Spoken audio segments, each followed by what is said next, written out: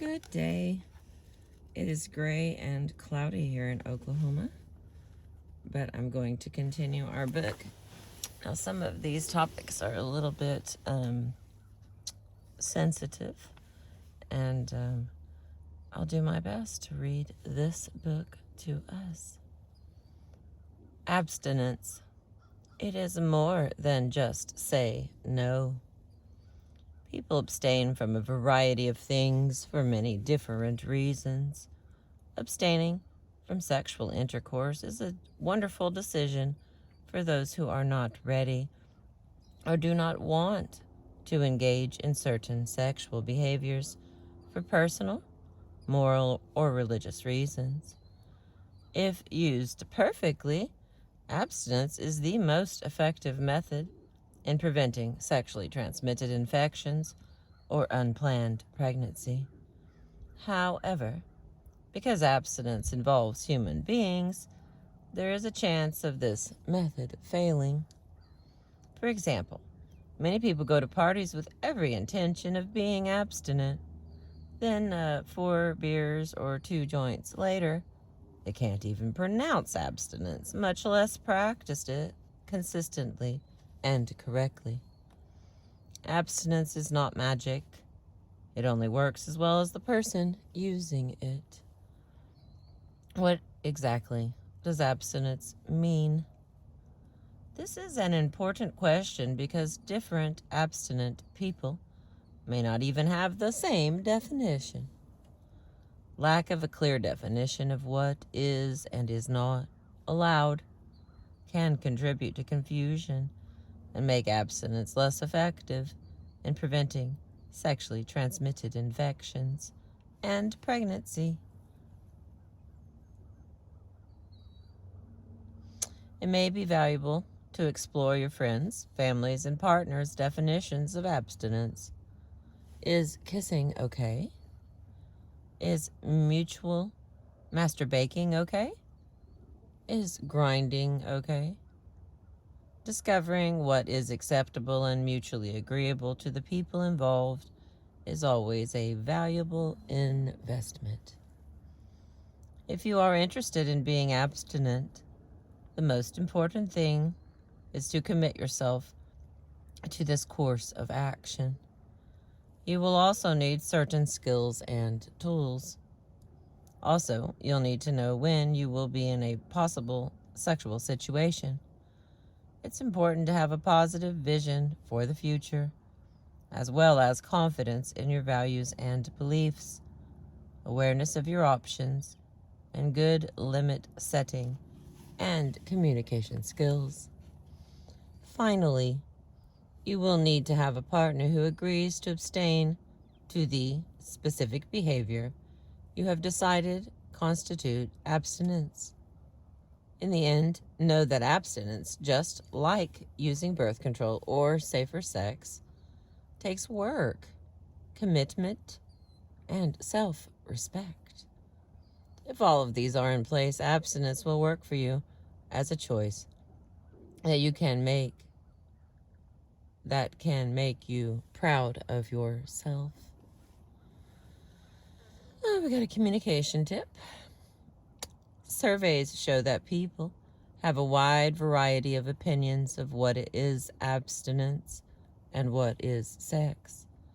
For example, in 1991, of 600 students at a Midwestern university, 59% did not believe that oral sex would qualify as sex, and only 19 thought anal sex would qualify as sex. All the more reason to be clear with yourself and your partner about the definitions of abstinence and sex. It says the source is Sanders' essay and Reinschnick J.M. from 1999.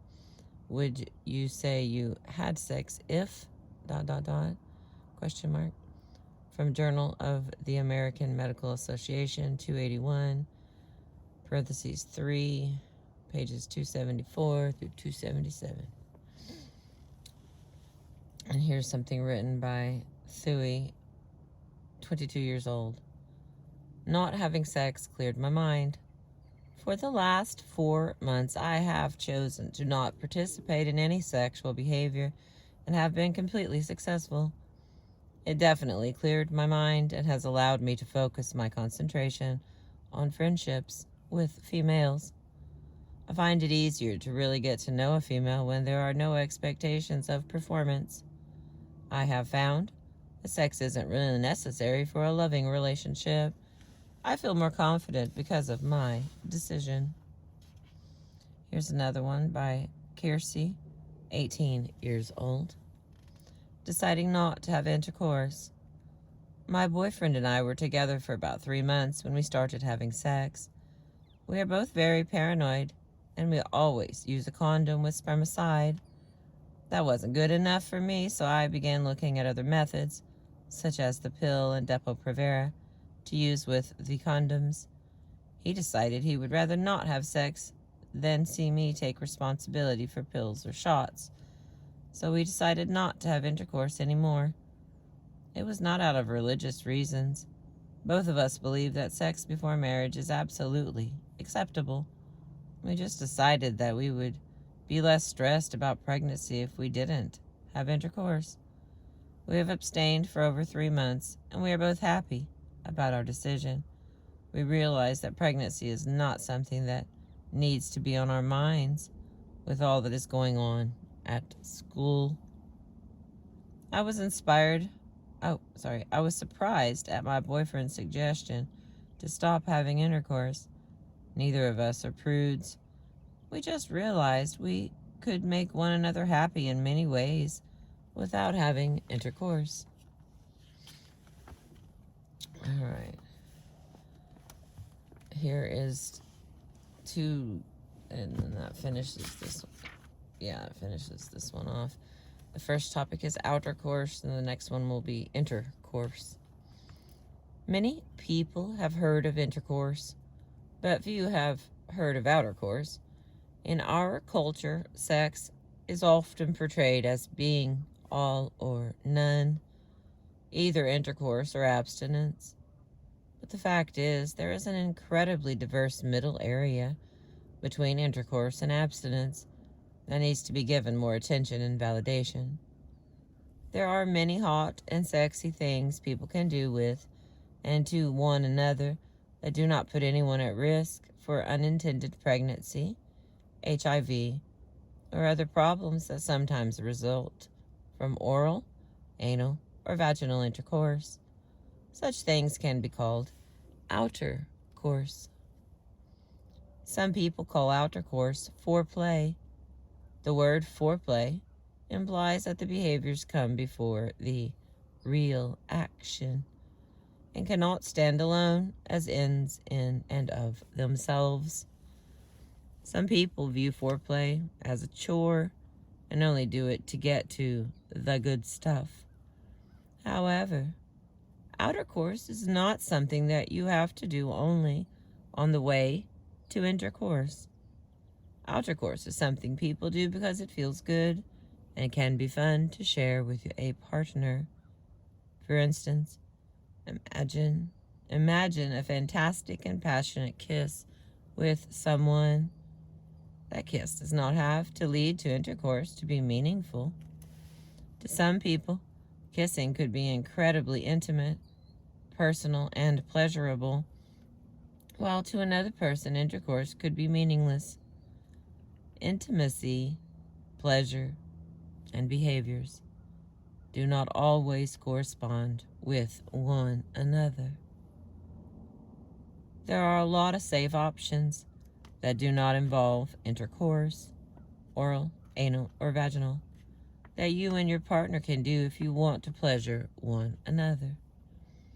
How could anyone do things like kissing, massaging, showering together, telling each other their fantasies, or mutual masturbating, and not end up having intercourse?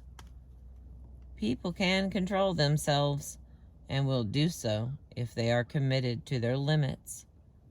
However, if you know you won't be able to stop yourself at a certain point, or you don't think your partner will stop him or herself, do not do the behavior that you find uncontrollable. Some people could shower together naked and not have intercourse, while other people cannot stop themselves when they kiss. You must know yourself and your partner, as well as learn to communicate your limits. Lastly, we must start to consider outercourse one of the major methods of contraception. Outercourse can help people enjoy one another without being at risk for some of the negative outcomes of intercourse. It is a method that, if used consistently and in a manner that avoids exchange of semen, vaginal fluids, or contact with infected areas of skin, is also 100% effective against unplanned pregnancy and sexually transmitted infection. Can be brought with us everywhere we go and is free, just like abstinence. And the next category, intercourse. In this book, when the phrase sexual intercourse is used, it includes oral, vaginal, and anal intercourse. These behaviors involve placing the penis inside of the vagina or anus, or in the case of oral intercourse, putting the penis in the mouth or the mouth on the vulva.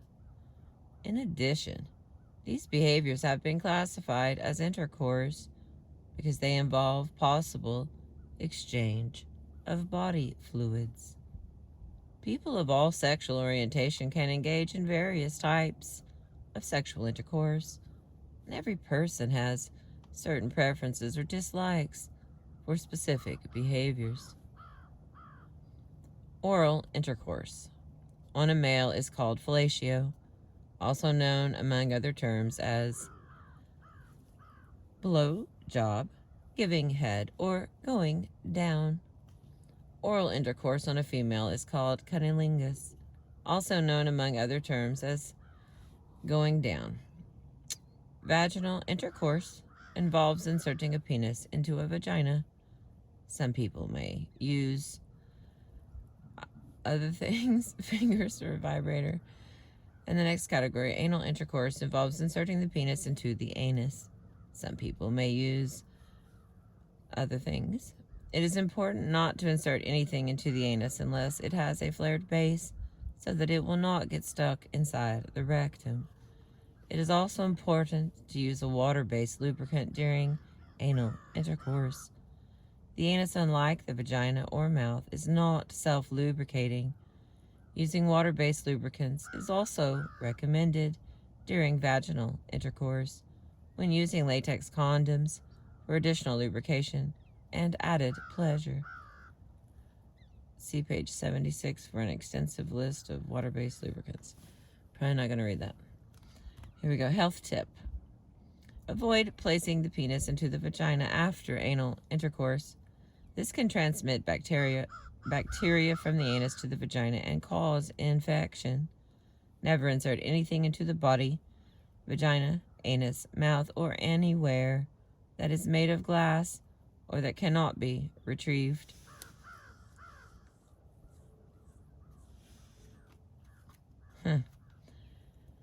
Intercourse has many possible meanings and outcomes. Some people have intercourse to share something physical with a partner. Some people want to enjoy friends' company. Some people prefer outercourse to intercourse. Others have negative experiences with intercourse.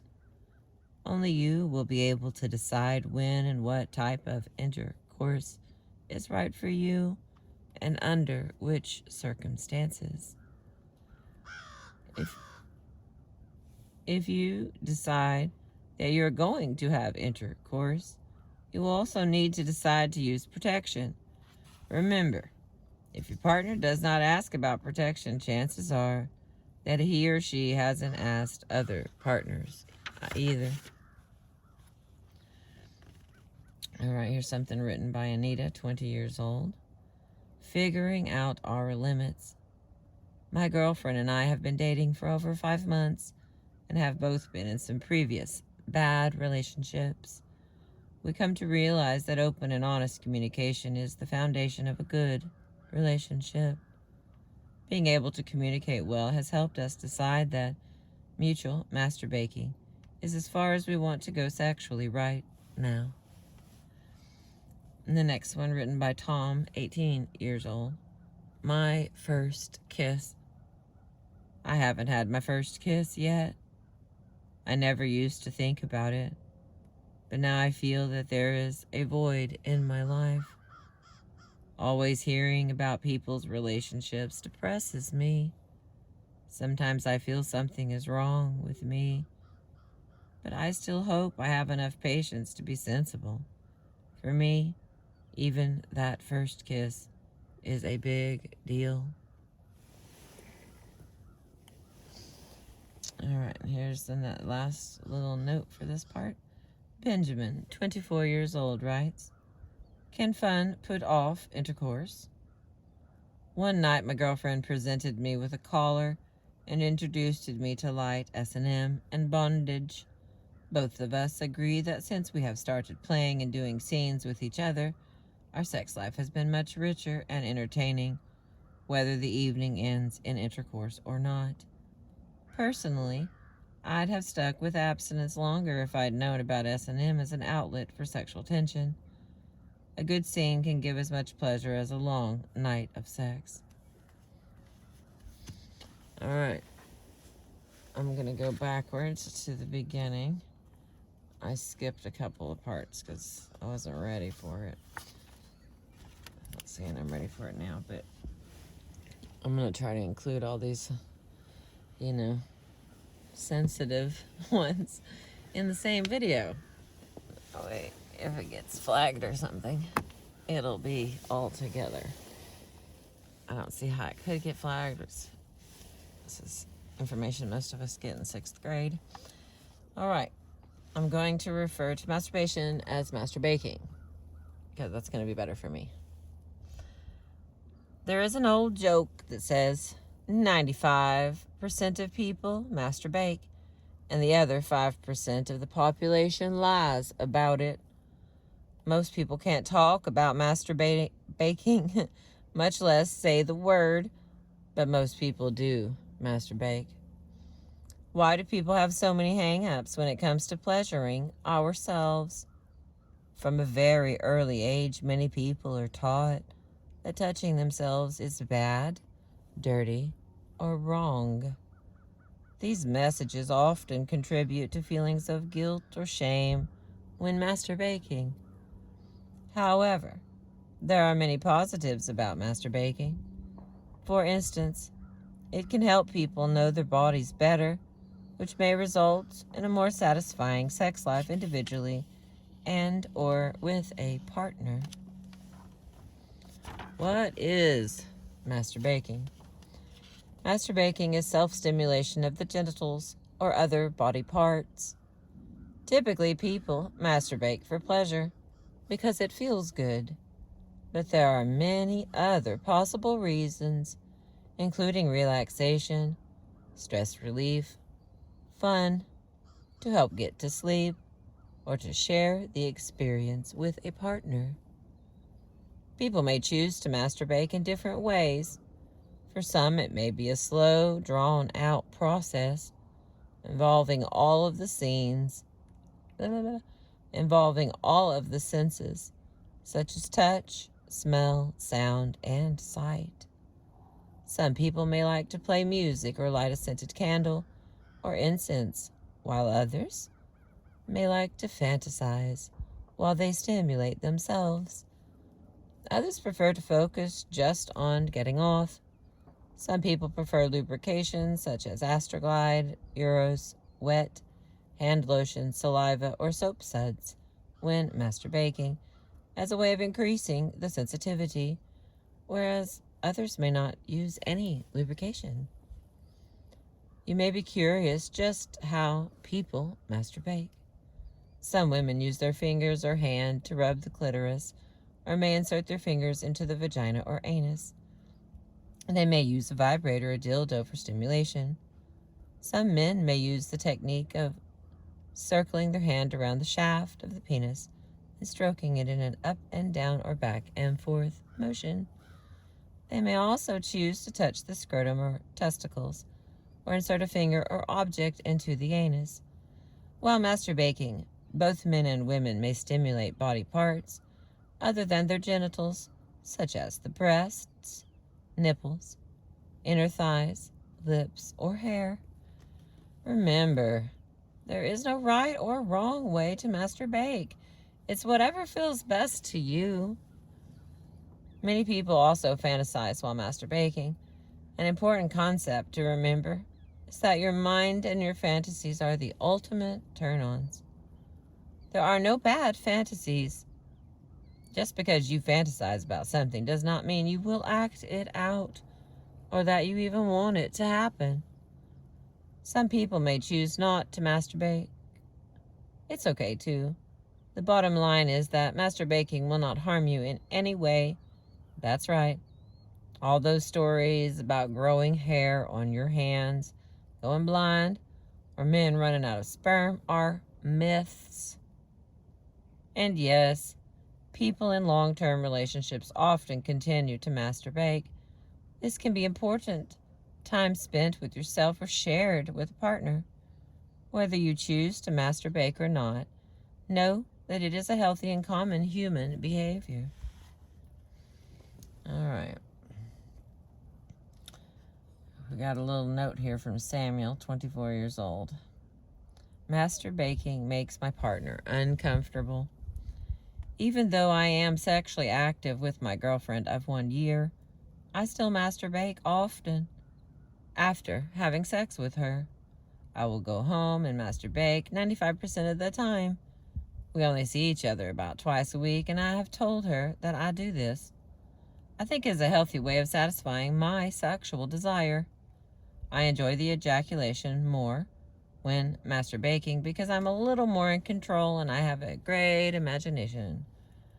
I think I have sex to please my girlfriend and masturbate to please myself. My girlfriend does not like this because she feels it's her job to make me happy, and she does a good job at it. She does not understand why I continue to do it because she never has. And here's another one by Kelly, 20 years old. She writes, proud to admit it. I'm a 20-year-old female, and I'm proud to say that I masturbate. My friends think I'm crazy to even talk about it, but I feel like it shows I'm in touch with myself and my body. I'm not planning on having sex until I get in a very committed relationship. Masturbating helps me deal with my sexual desire, especially when I fantasize while doing it. I think a lot of women feel the way I do about masturbating, but maybe are afraid to admit it. And the last one here is Andrew, 22 years old. A pleasurable experience. I am not afraid to admit I masturbate. I personally think everyone masturbates. I enjoy it. It satisfies my incredible urges. Plus, my partner loves to watch me masturbate, and I love to watch her. It's a mainstay in our sexual repertoire. Okay. And then, let's see how far, 23 minutes. There's another that I skipped here. Yep, there it is.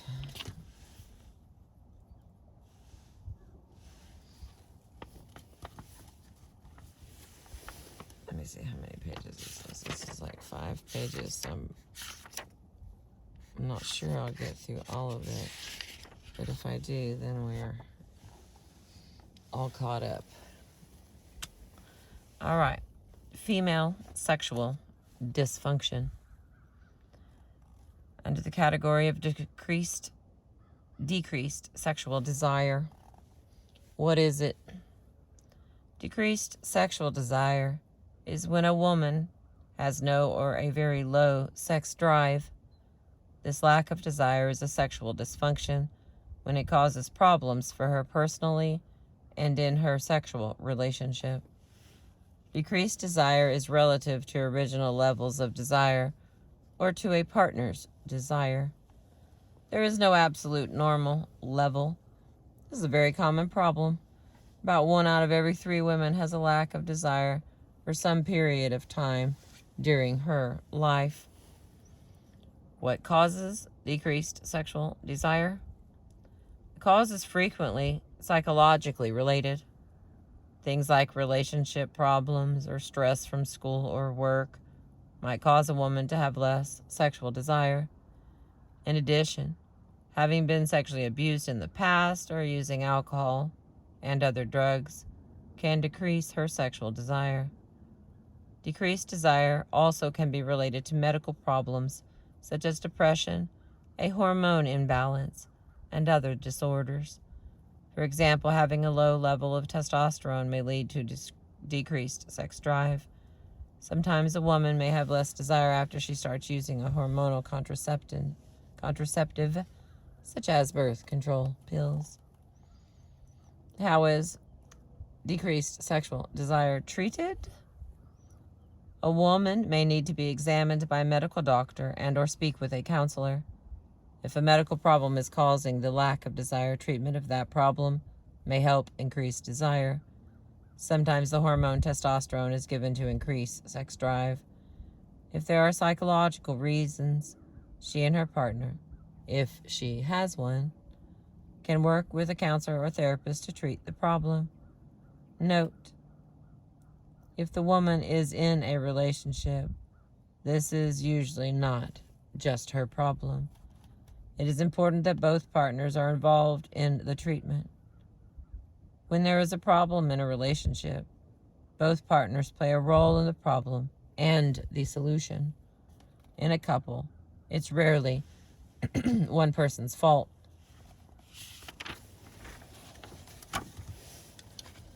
All right, the next category is excessive sexual desire. What is it? Excessive sexual desire is when a woman has sexual desire that is out of her control. It may lead her to act in obsessive compulsive ways.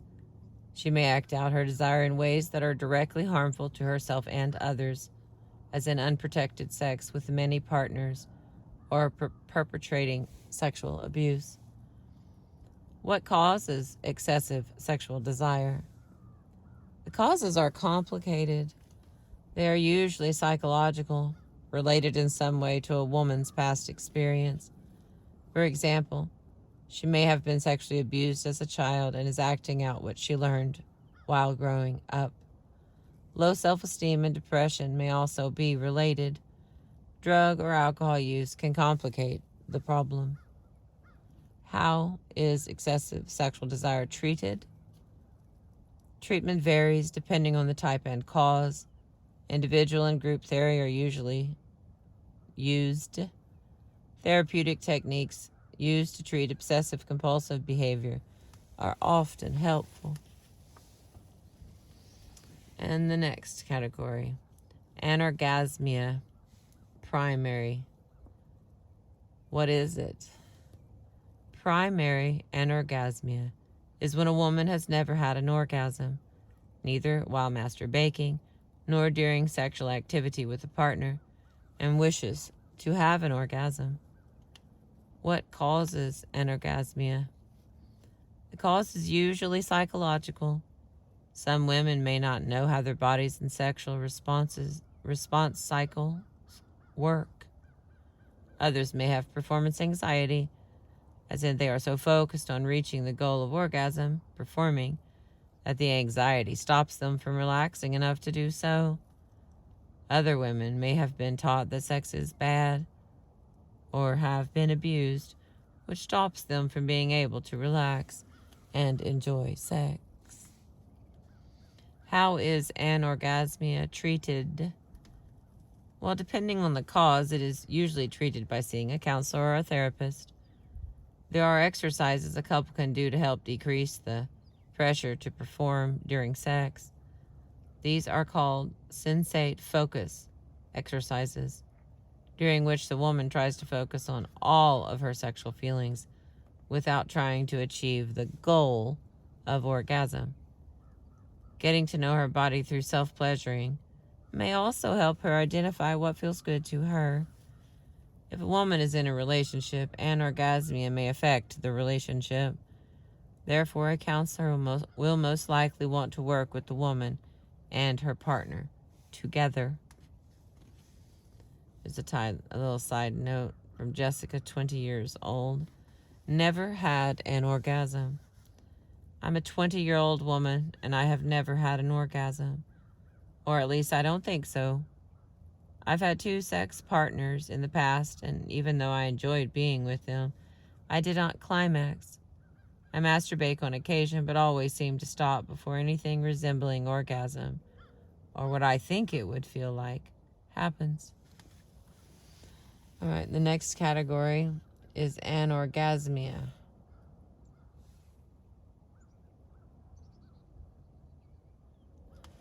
Secondary or situational. So it's the same thing. That first part was the primary. Here is secondary or situational. And ANOR, anorgasmia. Okay, what is it? Secondary or situational anorgasmia is when a woman has had orgasms in the past, either while masturbating or doing sexual activity with a partner, but is unable to presently or in certain situations. Well, what causes it? The cause is usually psychological or situational. For example, a woman may not be able to experience orgasm when she masturbates, but not when she is with her partner. Note: if she is able to orgasm during oral sex or mutual masturbating with a partner, but not during intercourse, this does not necessarily mean that she has anorgasmia. Most women do not orgasm from penile thrusting alone. Stimulation of the clitoris is needed. Other reasons may be having a new partner or having performance anxiety, medical problems such as neurological, brain, spinal cord, nerves, or vascular like heart and blood vessels. Diseases may also underlie anorgasmia. Medicines for depression, blood pressure, and other problems can significantly diminish both sex drive and the ability to have orgasms. How is it treated? Similar treatments are used with secondary anorgasmia as with primary anorgasmia, which is over here. Okay, the next one is vaginismus. What is it? Vaginismus. It feels like that doesn't sound right, but that's kind of how it's spelled. Okay, it involves painful spastic contractions that are like cramps of the pelvic muscles that happen upon attempted insertion of a penis, a finger, or other object into the vagina. Well, what causes it? The cause is usually psychological. A woman may have been sexually abused, may be having sex when she does not want to, or may have been taught that sex is bad or negative. Vaginismus also can happen when sex is painful due to infection, scarring, or a very small opening of the vagina. Future contractions are then an unconscious response to protect the woman from further pain. Note: sometimes it is difficult to tell the difference between vaginismus and dyspareunia, which is painful intercourse. It is important to see a qualified healthcare provider in order to get a correct diagnosis and treatment. How is it treated? It is usually treated using an exercise in which a woman, alone or with her partner, slowly works on relaxing her vagina by inserting progressively larger dilators while consciously relaxing the vaginal muscles. Okay, and the next one is dyspareunia. What is it? Dyspareunia is when a woman experiences pain when a penis, a finger, or other object is inserted into the vagina. Well, what causes it? The cause is often related to a medical problem, such as a urinary tract infection, a sexually transmitted infection, endometriosis, pelvic inflammatory disease, fibroids, interstitial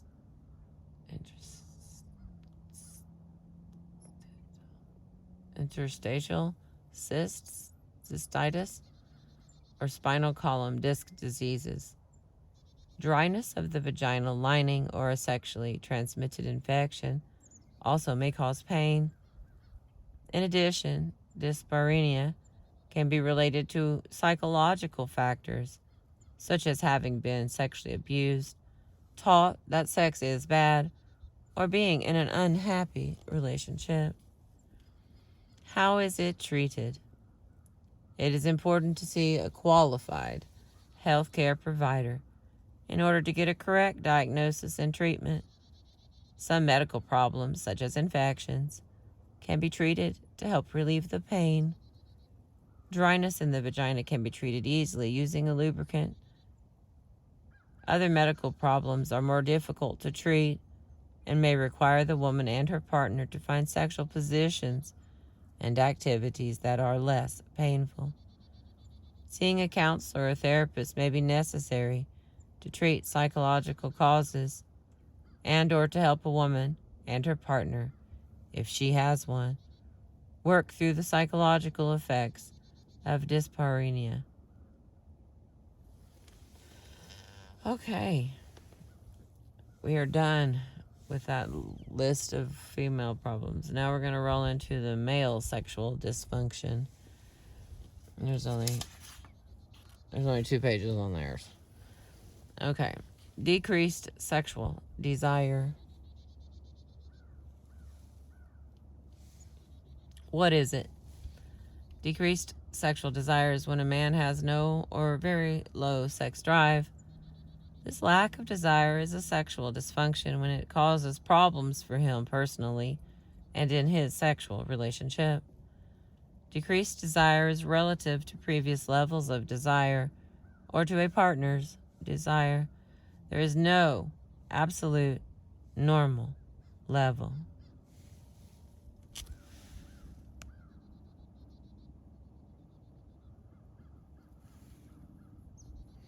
Okay, what causes decreased sexual desire in men?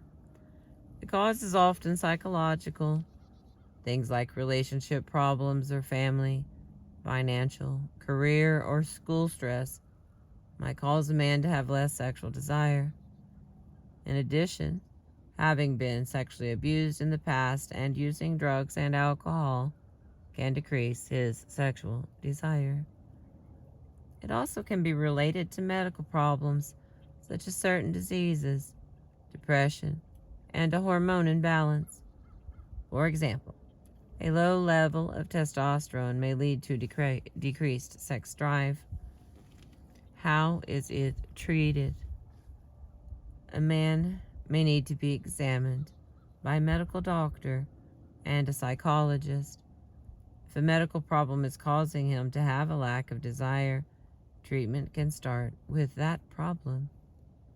If there are psychological reasons, he and his partner, if he has one, can work with a counselor or therapist to treat the problem.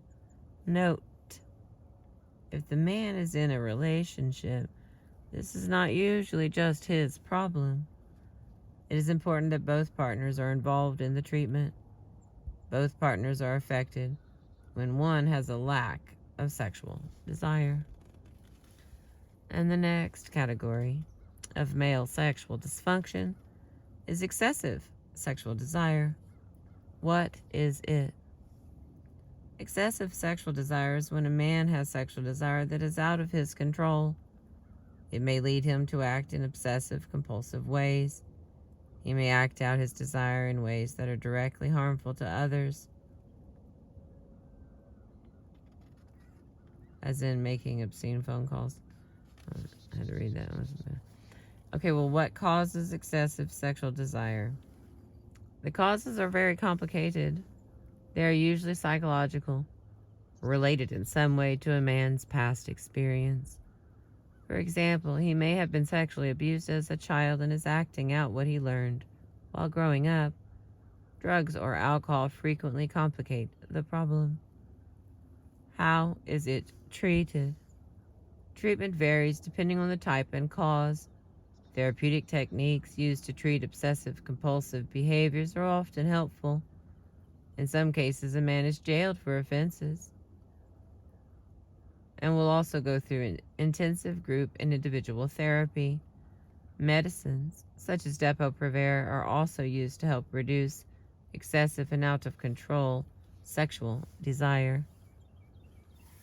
The next category of male sexual dysfunction is early ejaculation. What is it? Early ejaculation, also called premature ejaculation, is when a man ejaculates without any voluntary control. It is difficult to say how early is too early. One definition is ejaculation is less than a minute of penile thrusting during sexual intercourse.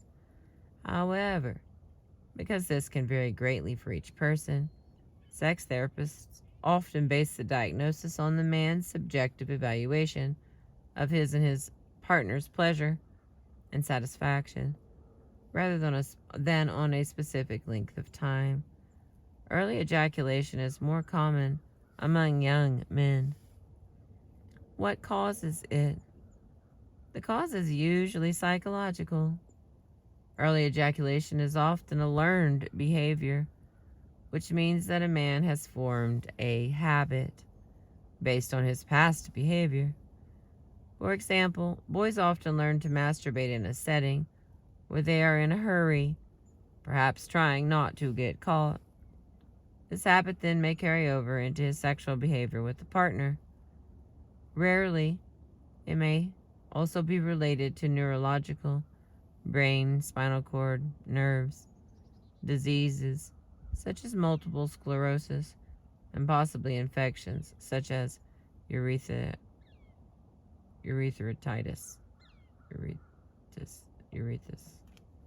whatever. How is early ejaculation treated? A man and his partner may work with a counselor to unlearn the behavior. Two techniques are commonly used: the start-stop technique and the squeeze technique. In the start-stop technique, the man tells his partner when he is just about to ejaculate. His partner stops stimulating the penis for 30 seconds and then starts again. In the squeeze technique, the man tells his partner when he is just about to ejaculate. His partner gently squeezes the glands or head of the penis for 4 or 5 seconds. 4 or 5, not 45 seconds. Both techniques can be repeated during sexual activity until the man feels he has more control over his ejaculation. Finally, using condoms or taking small doses of the antidepressant Prozac also can help treat early ejaculation. Here's a little note written by Cole, 20 years old. Came really quickly. One time I was having oral sex with this girl. After she started, I came in 30 seconds. I was really embarrassed because we were planning to have sex afterwards, but I could not. At least not for a while. Alright, the next one is delayed ejaculation.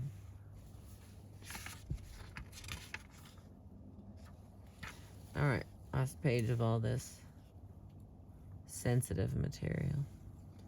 Delayed ejaculation. What is it? Delayed ejaculation, also called retarded ejaculation, is when a man is unable to or has problems having an orgasm during sexual activity with a partner. Hang on, I gotta do that.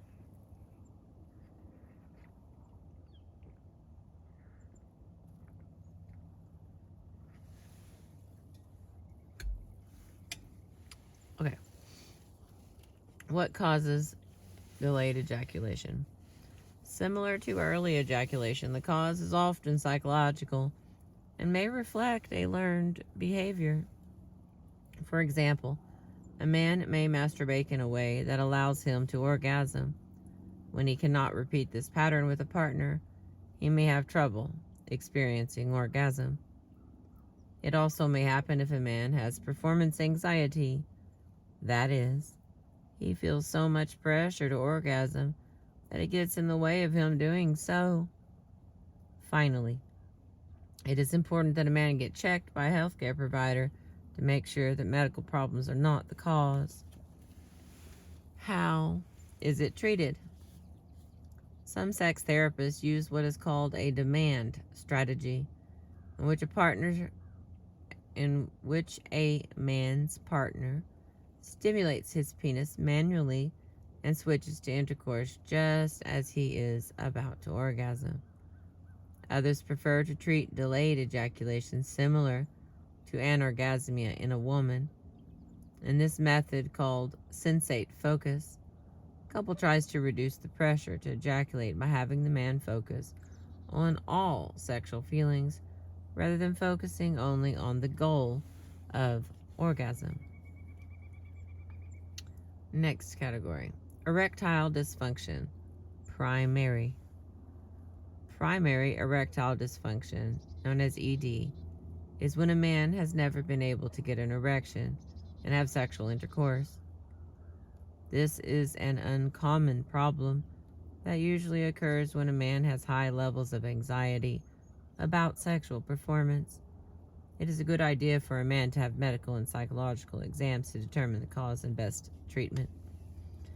And the next is erectile dysfunction secondary. What is it?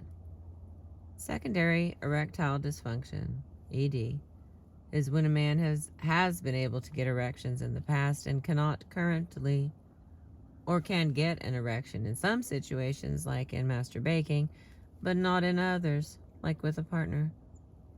This is a common problem. About 30 million men in the U.S. have ED, and half of those are under age 65. Although the prevalence of secondary ED increases with age, it can also occur in younger men as a result of cigarette smoking, use of alcohol and other drugs, and as a side effect of certain medications. What causes erectile dysfunction?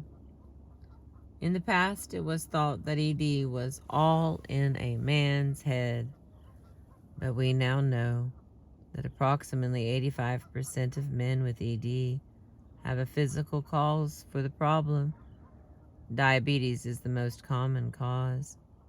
Other causes include heart disease, spinal cord injury, using alcohol, cigarettes, and other drugs, and taking certain prescription medications, such as antidepressants. How is ED treated? A man needs to have a medical exam to determine the cause.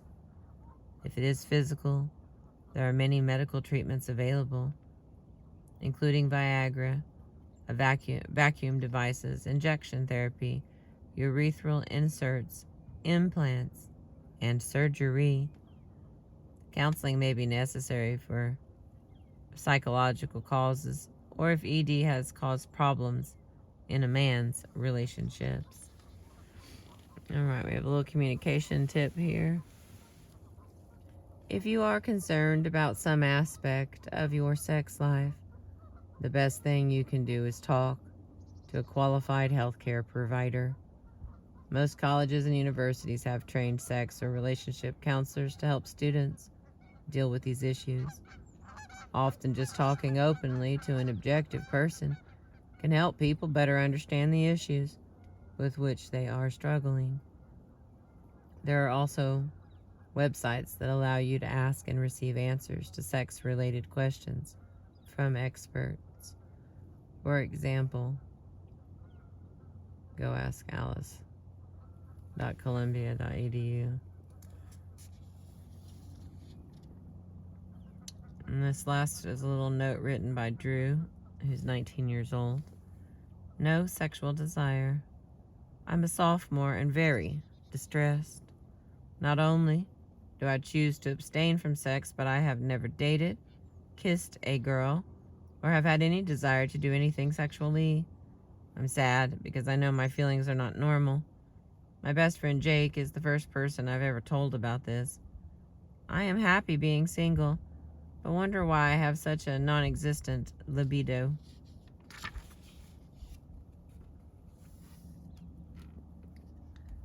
All right. And now we're all caught up.